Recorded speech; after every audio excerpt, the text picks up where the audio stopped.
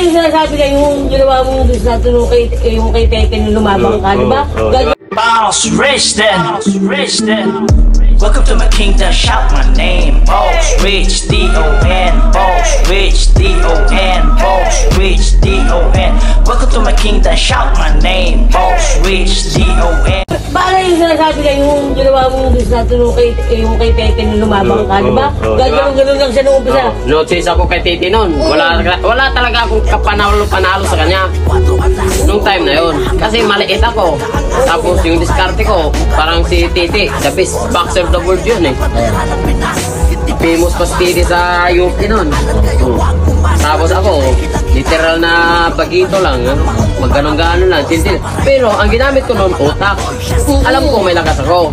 Pero yung kalaban ko, lalong mas malakas. Pero natalo siya sa utak ko. Doon. Kaya sa boxing, kailangan hindi lang yan palakasan, hindi lang yan bara-bara, kailangan madiskarte ka. Hindi mo ibigay yung sarili mo sa pampante na kayang-kaya mo yan. Diskarte. Ayan ha, narinig nyo ha. Wala pa. Ano naman yung suntok? Diskarte tapos gano'n. Wala eh, pag sabi ka na gano'n yung lagi yung ano, parang diskarte muna bago sugod. Wala eh, pag gano'n, bang! Pagtapos yan lang pa rin.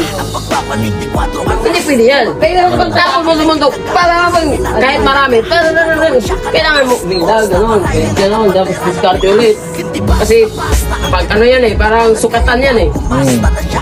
Kasi kung nandyan ka lang lagi, sukat ka na napin.